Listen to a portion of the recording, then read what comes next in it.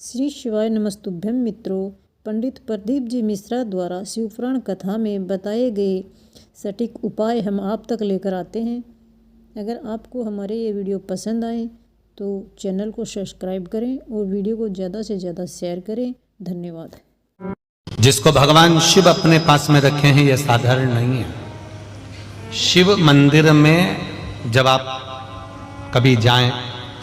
शंकर भगवान की कभी ऐसा मौका लगे कि आपको लगे कि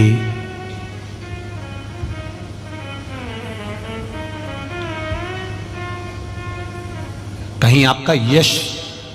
कम हो रहा हो,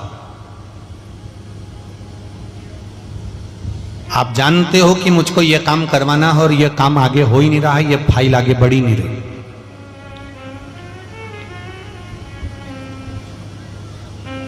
आपको लगे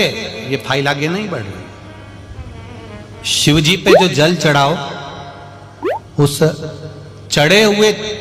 जल को जब आप थोड़ा सा लेकर आते हो, आपको बताया था ना कि खाली लोटा नहीं लाना चाहिए, खाली कलश शंकर जी के मंदिर से वापस नहीं लाना। शंकर भगवान को जल चढ़ाया, चढ़ाने के बाद थोड़ा सा जल हाथ में या कटोरी में या कलश में झेल लिया, भले 2 बूंद लाओ पर अपने घर पर लेकर आओ। उस 2 बूंद जल का भी स्पर्श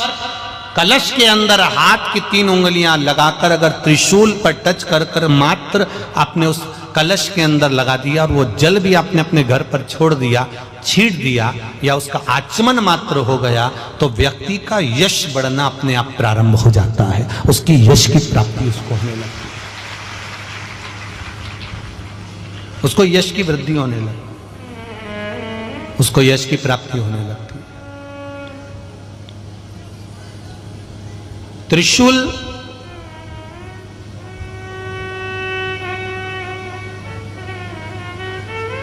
का दान, त्रिशूल का स्पर्श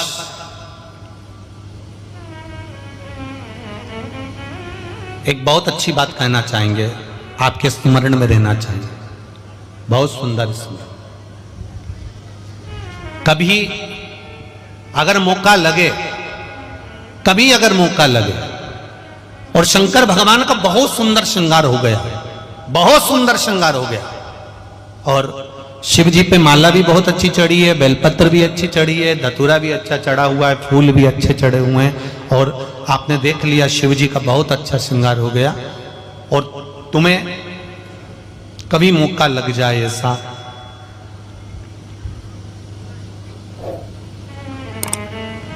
और तुम्हारे पास में एक अच्छी सुंदर सी माला हो पुष्प की, तो आप पुजारी जी को या पंडित जी को कह दो, या पंडित जी मां नहीं हो, शिव जी का अच्छा श्रृंगार हो गया हो, तो वो माला केवल त्रिशूल की, जो त्रिशूल है उस त्रिशूल पर ही उस माला को अगर आपने केवल टांगी दिया तो भी आप उन्नति की सीढ़ी पर आगे बढ़ना प्रारंभ कर देते। पर किस समय पर? जब भगवान का पूर्ण श्रृंगार हुआ, पूर्ण श्रृंगार शिव जी का हो गया और माला तुम्हारे हाथ में है, और तुमने देखा भगवान का श्रृंगार हो गया, अब शिव जी पे अगर माला चढ़ाऊंगा और श्रृंगार गिर जाएगा तो उस माला को आप अपने यश प्राप्ति के लिए, अपने आनंद के लिए, अपनी उन्नति के लिए आप उसको त्रिशूल पर चढ़ा सकते। हम कई बार एक बात बहुत अच्छे से आपको वर्णन किए हैं कि कभी मौका लगे और आप किसी कंपटीशन एग्जाम में बैठ रहे हैं, या एक ही जगह पर सर्विस करते करते बहुत समय हो गया और वहां पर उन्नति नहीं हो रही है, आपका प्रमोशन नहीं हो रहा, तब 7 बेलपत्र केवल त्रिशूल का, 3 जो त्रिशूल में 3 नोक होती है, पहले साइड की दोनों स्पर्श, फिर बीच का स्पर्श कर कर अपने हृदय की कामना कर कर अशोक सुंदरी वाली जगह पर मात्र चढ़ा देने पर भी व्यक्ति जिस जगह पर नौकरी कर रहा होता है उससे उसका प्रमोशन का चांस बढ़ जाता है और उसकी उन्नति की ओर अग्रसर होता है। त्रिशूल भगवान देवाधिदेव आनंद करने वाले महादेव के जो हाथ में आया है वो त्रिशूल कोई साधारण नहीं, स्वयं सूर्य नारायण की कला को काटकर बनाया। भास्कर देव की कला को काटकर कलश जल, एक कलश जल का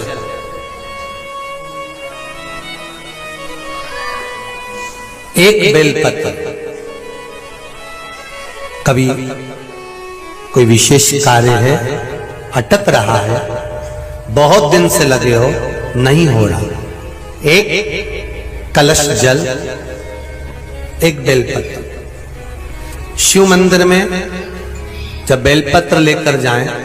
बेलपत्र रखी सीधे हाथ में, उसके ऊपर रख लिया कलश, उसमें जल भरा हुआ हो, अपनी कामना कर कर मंदिर में पहुंचकर कलश को उल्टे हाथ में लेकर बेलपत्र को पहले अशोक सुंदरी वाली जगह पर,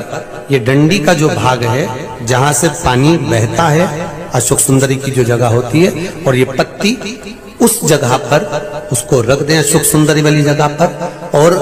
शंकर भगवान को सीधे हाथ में जल लेकर अशोक सुंदरी वाली जगह पर जल समर्पित कर कर शंकर भगवान के चारों ओर जल छोड़कर फिर शिव जी के शिवलिंग पर जल समर्पित करें।